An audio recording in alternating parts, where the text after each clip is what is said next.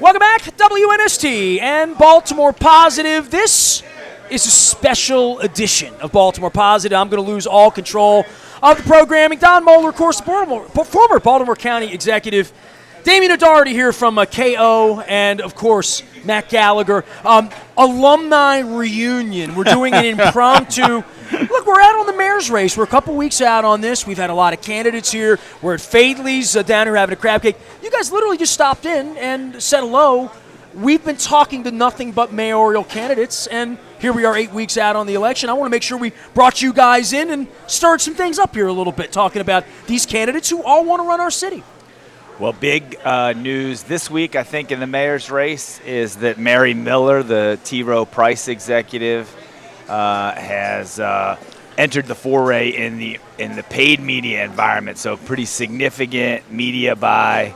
You always hear it takes money, right? That's something that she has, That's right. She's got money. She's got her own money, and I understand she has a cohort of people in the city that want to back her. And so she's put up a really substantial media buy this first week, I think. How many points were we hearing?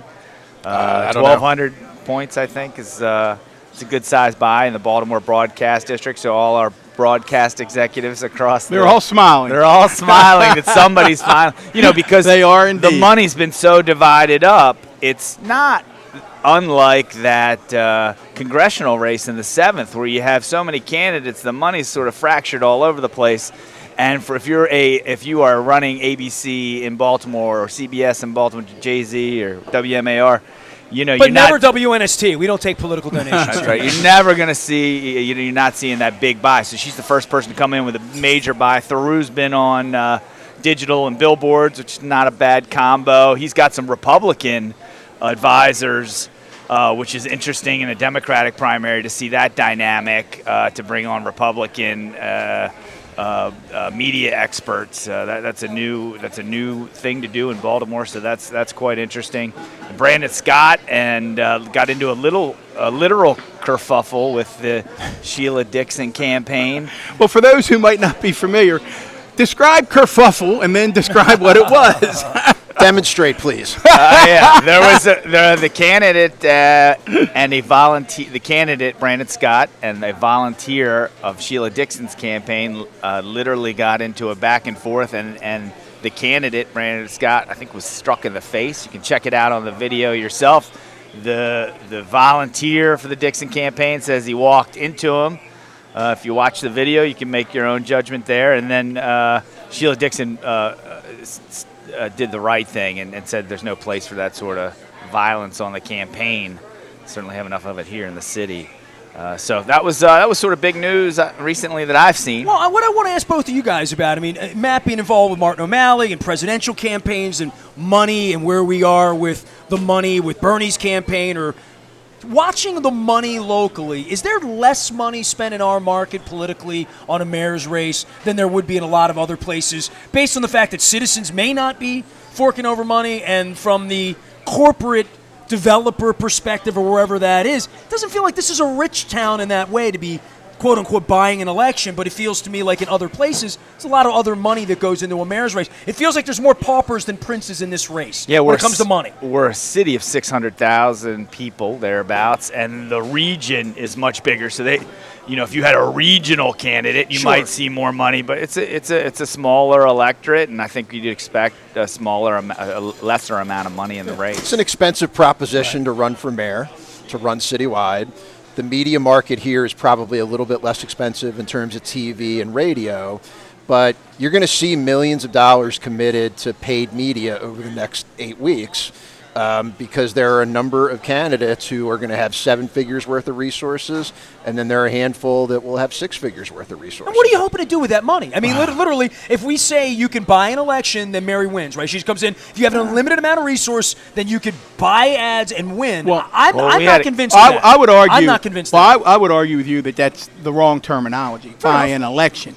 It's how you believe you can. I mean, these guys. I'm a citizen. That's my terminology. We're Irishmen. We've never bought an election. I think that's right. I think that's not the right terminology. It's how best can I have my message communicated to a large number buying the election would mean folks. that if you have the most money, you will win. Like that. Well, That's yeah, well, Well, it saw- doesn't always mean that. It doesn't mean that, and in this case, I'm going to challenge, and we spent a beautiful morning here at Fadley's with Mary, but, I mean, you're 8 weeks out on election, 10 weeks out on election, where most of the people walking through had no idea who she is. And that's what the money's for, right? That's right. Name ID. I would argue, again, Matt, Damian weigh in, I would argue we were talking about some polls. We've all seen polls. We would expect Mary's name ID and favorabilities to move after a significant buy. So when you say, what does the money do, it allows me to tell my story in hopes that people say, hey, that person, right? Accurate Yeah. or not? You can introduce yourself, you can define yourself, you can attack somebody. You know, money is a versatile resource when it comes to running campaigns. And all you need to see is what Michael Bloomberg is doing all across the right. country right now. Or what Steyer tried to do for the last year. Got him right? on the stage, right? He was on the stage. So Not every successful candidate has money, but every candidate wants money. Right. Well, let's speak to the history of this with David Warnock 4 years ago. You know, the only reason I know his name, I met him once at the farmer's market last year. The only reason I know his name is he bought him. The same reason I know Stephen Miles' name, right? Or anyone else who has bought advertising, paid advertising. I'm in the business of selling it. It really does work. I mean, I sell it for a living, but I don't know that it gets you elected. That's what you guys are here for. You're here to tell me that this is. Everybody's told me the way you get elected is you go get a bunch of rich guys to give you money, and then you buy ads. you right? inspire voters, right? Well, Hopefully you do that with the money. Well, I would say this, and Matt made a good point, that money doesn't always necessarily equal winning. I would, however, say, though, I can't think of any crystal clear examples where someone who was truly underfunded won. I can think of candidates who were overfunded, who had the money, who did not win, but I can't think of candidates who were underfunded that won. Right. I think that's right. Right? I mean, that's accurate. So it's one doesn't Was Barack necessarily Obama equal. underfunded when it began this No, time? my At the word. beginning? I would argue at the beginning of the Trump campaign and on the Republican primary that he was underfunded in a Fair sense. enough. He earned his media the old-fashioned way, like you read By about. being famous. But he had name ID by being famous and millions of dollars in ad buys when he was an NBC employee, right? But then he shocked the system. He entertained people. He got more eyeballs on those debates than People anybody. wanted more. And he said to the networks, "You ought to be paying me because I'm driving up your ratings." So it's you know, they're And all he kinds was of a ways. national figure. That's right. Paid And for by if you're a senator, if you're a congressperson, if you're a governor, and you're known in maybe 1, 2, maximum 3 media markets, to go from, you know, being a local or statewide candidate and then having to go national, you need a huge amount of money to be able to penetrate the voters' consciousness and like make them aware that you're out there. Whereas somebody like Donald Trump had a significant advantage having been on TV all of those years and being so well known. So, Well, is that where Sheila is locally here? And maybe Jack to some degree? I mean, Jack's a sitting mayor. I mean, I'm not hearing a lot about Jack winning. You know, I mean, I'm not feeling that. Well, one thing Jack's doing right now, I think he's doing a nice job of taking advantage of the bully pulpit. And so just recently Potholes. we saw him going out, and Kurt Schmoke always used to say the word mayor is a verb. And you're starting to see a little bit of that out of Jack, right? He's like, and so he's earning media. So that's going to be his approach in addition to his bigger buy. and when you're the power of incumbency on full display, when you're the incumbent mayor or county executive and you decide to put out a press release or do press availability, you're going to get 2 or 3 cameras, you're going to get 2 or 3 print reporters, and you can drive the story that way. If you're one of 6 or 7 major challengers for that job, you are fighting tooth and nail to kind of get your name in the paper, to get on TV, and get any amount of coverage. And the way you can compensate for that is through paid media. Well, You know- TJ's a great example of that because we've stood here with how many of the candidates? 5 or 6 Yes, just in this 6, I space. think, yeah. TJ by far, other than Martin O'Malley, TJ was the guy who stood here that people yelled at One as this after was another. going on. People, hey TJ, I voted for you. Hey buddy, how are He's you? had broadcast He's exposure been on his whole yeah. job.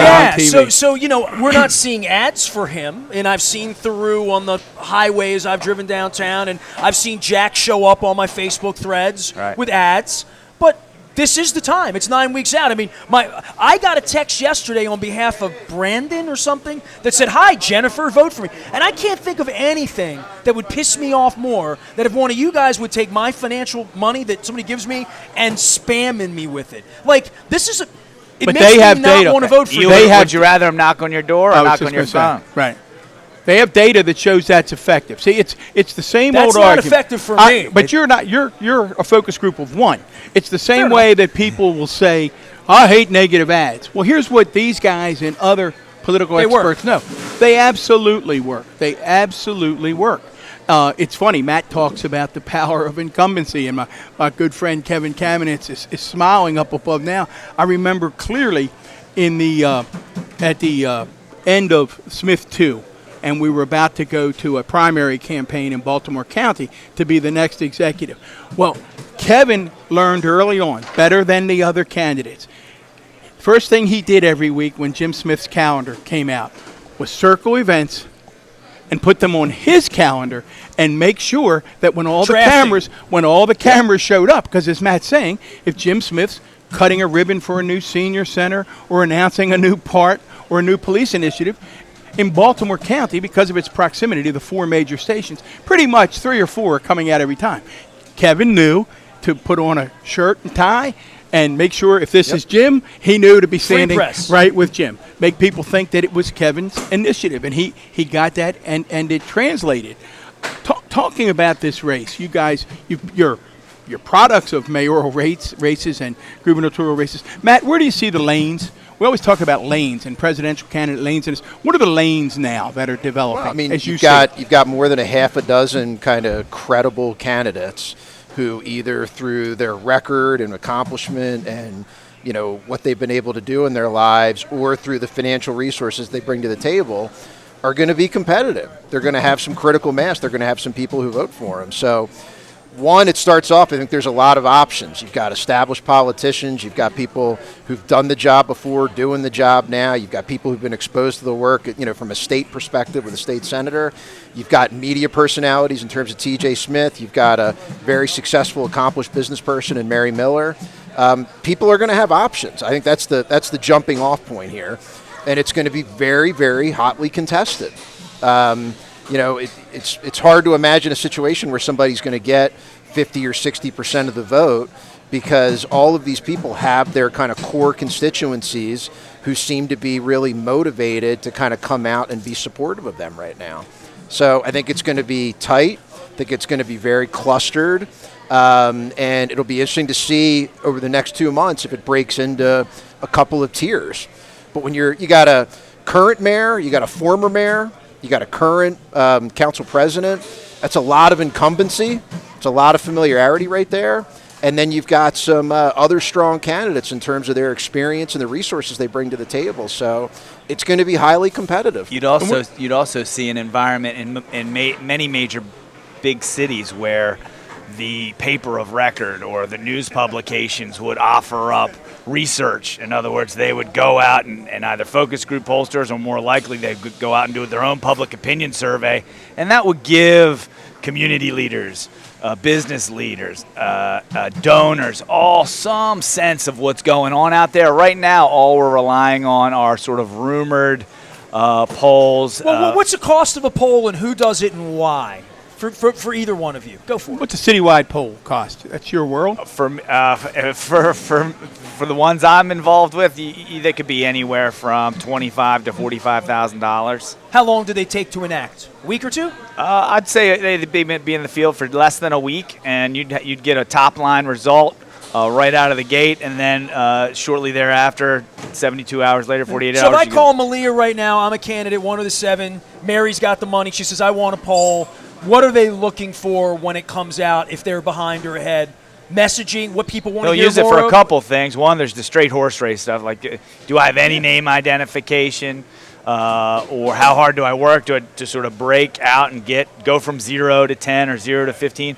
Then sometimes you'll also utilize the polling experience where you're asking voters, I'm thinking about this message. Does message A work, or do you prefer message B? I'm thinking about this policy issue, D. And you give the voters a chance to sort of screen out what they think of your ideas, which doesn't happen enough, because sometimes pollsters from all around the country can be a little rote and basically offer you sort of the same solutions. And so you're really not giving people your ideas. Yeah. You're giving them what the pollster has put out in many other cities. The nice thing about having pollsters from all over the country is they do give you a national perspective of what's going out there, and they do give you a sense that people will believe you can turn a city around with the right message, whereas here in Baltimore or some other cities might have sort of a poo-poo negative mentality that sort of shortens our view. So the national consultants can be very helpful. Yeah. Seems to me, Matt, that people have in their mind, some of the candidates that we've talked to, they're able to do the math pretty quickly. There are about 400,000 registered Democrats. 300,000 Democrats. 400,000 people. 300,000 yeah. Dems. I think from the candidates that I've spoken with, they believe that somewhere a raw number will be somewhere in the 40s. 40,000 or so. I mean, I think there were 140 some odd votes cast 4 years ago. I think you have to remember that this is a presidential year again, that it's going to be a hotly contested race with a lot of established candidates who are going to be advertising. And it's going to be the first time, good or bad, that voters are going to have a chance to go and cast a vote when Donald Trump's name is on the ballot. So they're interested in that presidential race. They're interested in that mayoral race. I would guess we're going to have 150,000 people easily who are going to vote in this city election. And if you get 50,000 votes this time around, a third of the vote, that was good enough to win last time in a crowded field in a presidential election. And you might also see, your friend Gary Vaynerchuk is really the best at this, and I can't believe he hasn't started a political consulting firm. But a big piece of this is also media arbitrage, which means, hey, if I want to reach voters over 60 years old, I'm more likely to put my money into Facebook and broadcast news. If my cohort, you're Brandon Scott, he might be much more likely to put money into Instagram or some other or African American radio. Right. So a lot of this, there's a real science to it, is trying to figure out sort of what bang do you get for your buck. Yeah. And you'll see the candidates that do some of the more outrageous things will get the attention of the media for free. You see a Donald Trump, or you see when Brandon Scott and Sheila Dixon's team get in a fight, that's free media, And so there are ways to manipulate the media to get their attention without ever paying for it.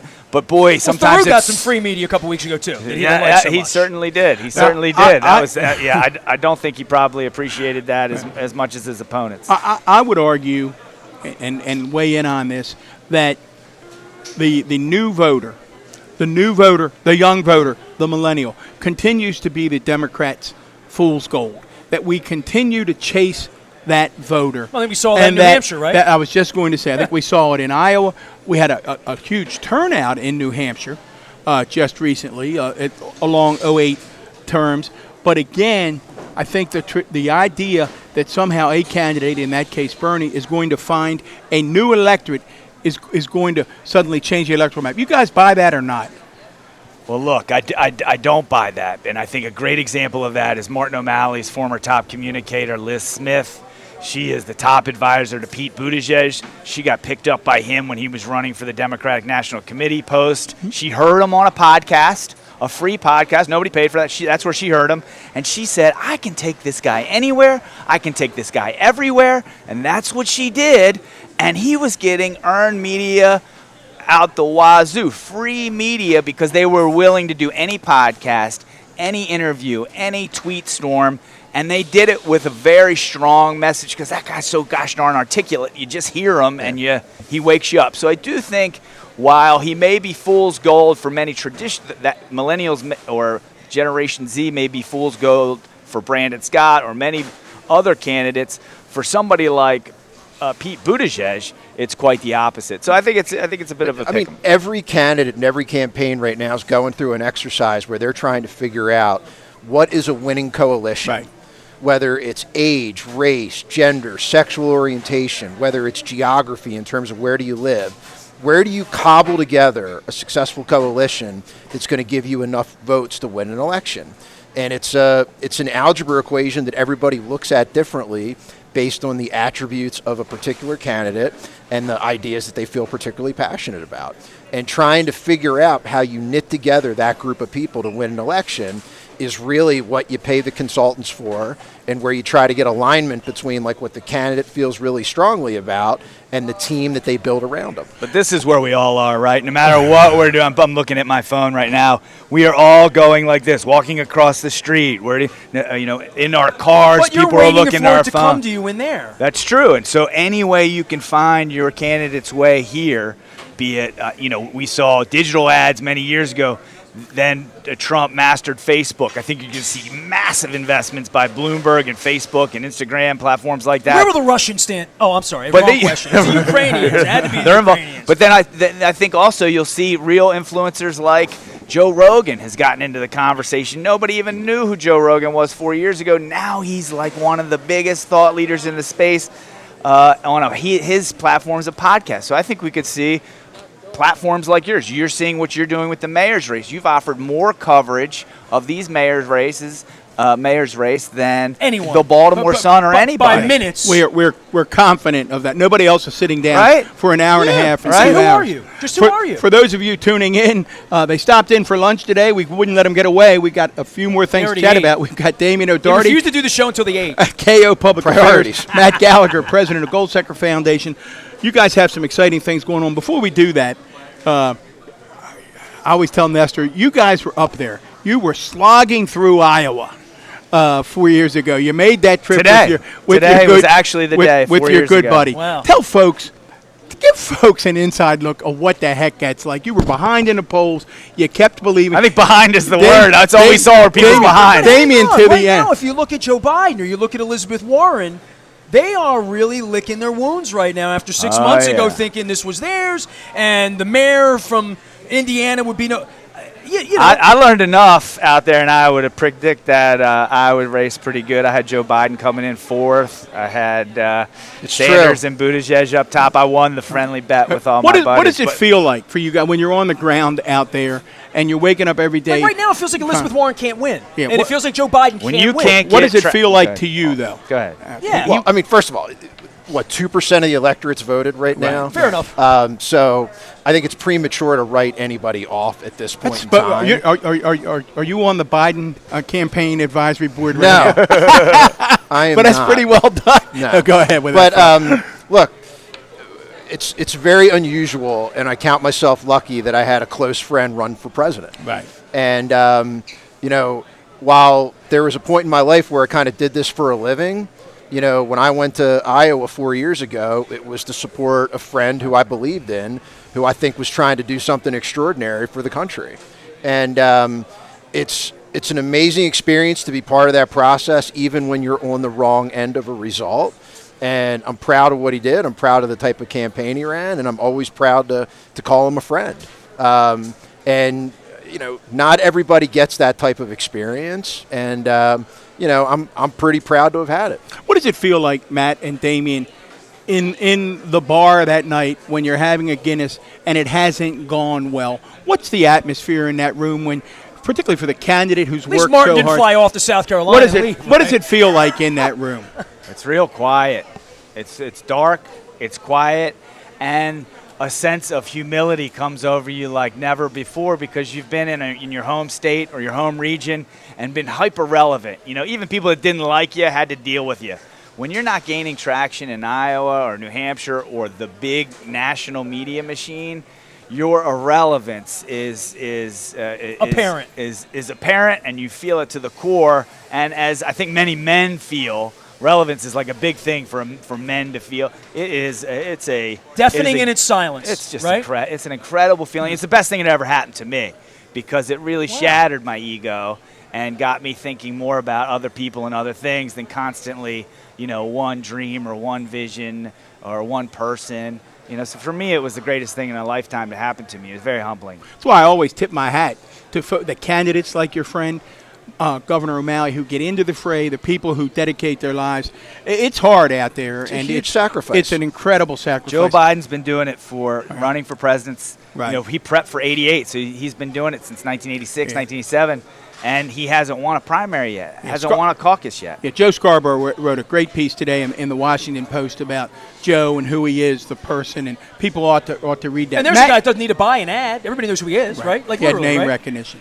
Got to be your predecessor, Don Hutchinson, always said this great quote. Maybe he took it from somewhere, but in my world, Baltimore County, it's his quote, which is, "It's got to be your time, and you got to know it's your time." Right. So, like, that's what I always said to my friend Matt Gallagher when everybody in the world was asking him to run for mayor.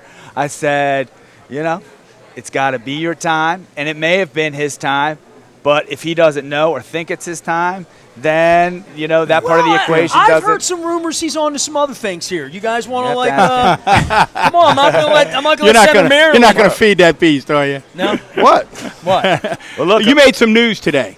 I understand that you and some others are taking a serious look at local journalism, thinking about getting involved. Give us an update, Matt. This could bring me back to Calvert Street, but they're not on Calvert Street anymore. hey, that's good. So anybody who's been following kind of the trials and tribulation of the Baltimore Sun over the last couple of years knows there's been a huge amount of change in the print media industry.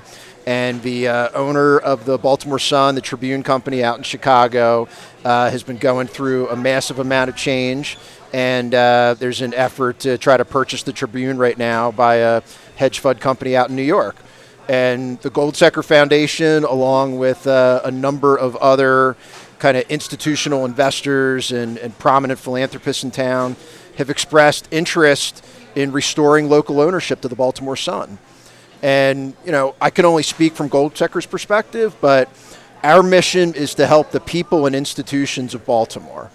And if that is your mission, I think it's pretty easy to conclude that we live in a city that needs a first-class, world-class newspaper. And from a transparency standpoint, from a reporting standpoint, from a civic discourse standpoint, it's absolutely critical to everything that happens in this city to have a robust paper of record. And I think that if you had strong, well-resourced, committed ownership that was local, that cared deeply about Baltimore, I think you'd have a situation where you'd have people who were more willing to invest in the paper. You'd get more exhaustive reporting. You'd have more transparency. And I think it would pay a dividend in multiple ways in terms of the quality of life. Well, I see people killing the paper, and I was one of those guys 30 years ago working there, and the angry young man and all that. And I left in 1992. Killing the owner, going after the ownership. I'm not going after any reporters. No. Crushing the paper locally, saying I'm not going to advertise with them. They're not local enough. And I hear business owners stirring it up because they get a bad review on their French fries or whatever, right? Crushing the paper and making it go away is not a good end. And I'm a guy 30 years ago was very disenchanted with the paper in a lot of ways and coverage and I don't think they do a good job, and I don't think they've done a good job in a long time overall. Well, I'd argue with you on that one. But they better be here.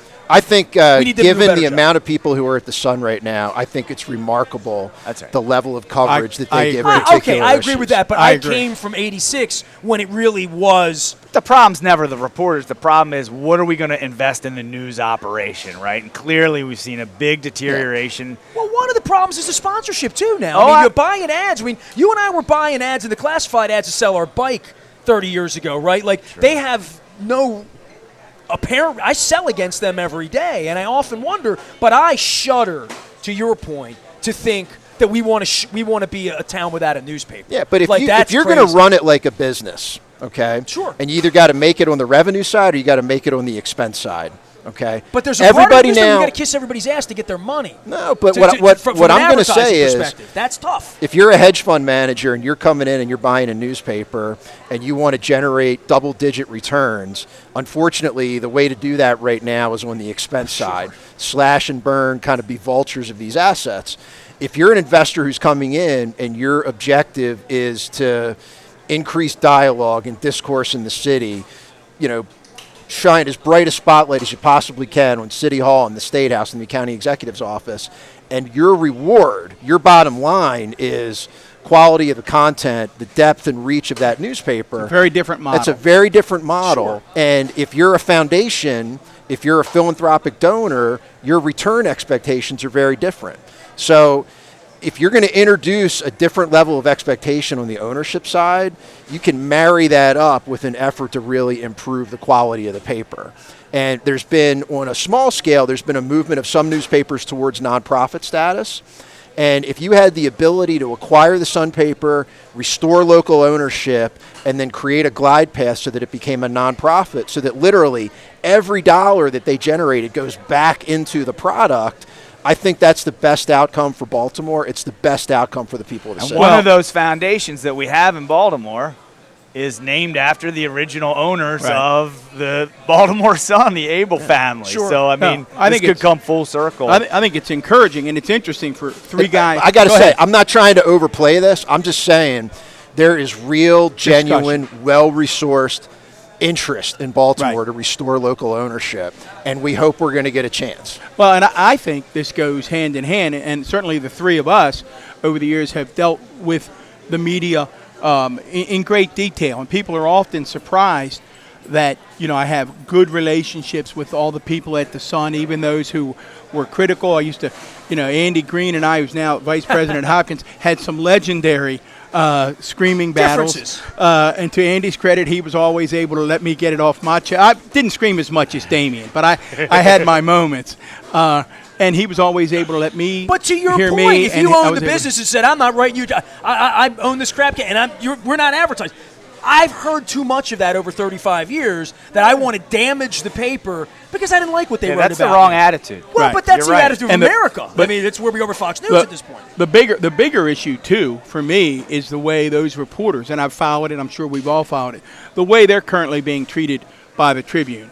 I mean, it's garbage. Their labor negotiations aren't real labor negotiations. Their pay increases have been embarrassing, and these folks really are continue in it, whether you're a Pam Wood or a Luke Broadwater or a Dan Rodrigues, you go down the list, they're still in it because they believe in journalism. And it seems to me they would applaud, as you say, very early discussions, nothing in concrete, but at least be encouraged by the fact that there might be some folks who say, let's do journalism because it's good to do journalism and it can make a difference. Fun to tell cities. Fun to tell stories. Jim Rouse always used to say, cities must be fun. Imagine a city. We've talked about the Orioles leaving on this show. We've talked about what happened with the Colts and its impact. Imagine what happens when a newspaper folds up and goes away. Well, you look down in New Orleans at the Times-Picayune, and I'm familiar with that. And just from a sports standpoint of how the Saints get covered, and they're the biggest deal there. And by the way, I don't want to say the Sun did. I want to go back on that the Sun does a bad. Dan Rodgers is in here an hour ago. He's been a friend of mine for 40 years. I think they don't have the resources to do a good job as they need to do for me to subscribe to. They need more reporters. That's where it's at. Oh man, I'll tell you about the Baltimore Sun.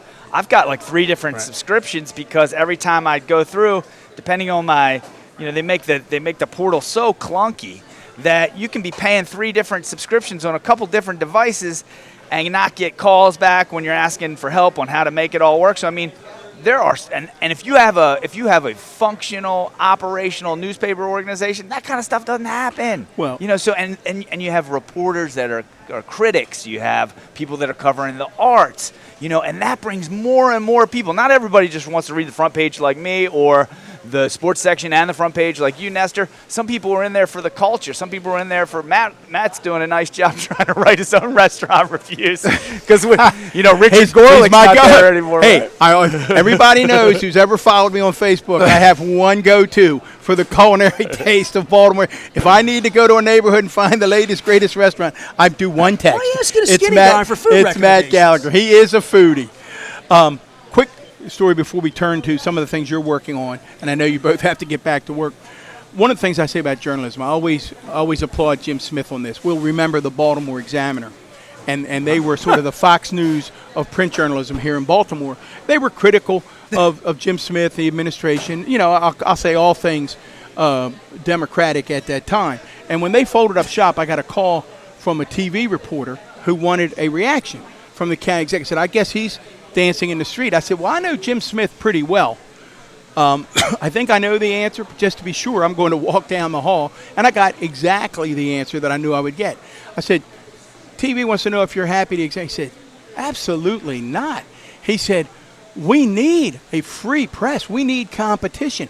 We need people holding us accountable. And that's very different language than we hear coming out of 1600 Pennsylvania Avenue. So I hope you're successful with this, Matt. Well, it's at the nascent stages. There's a lot of interest, and we hope we get the opportunity. Great. It's good seeing you guys, man.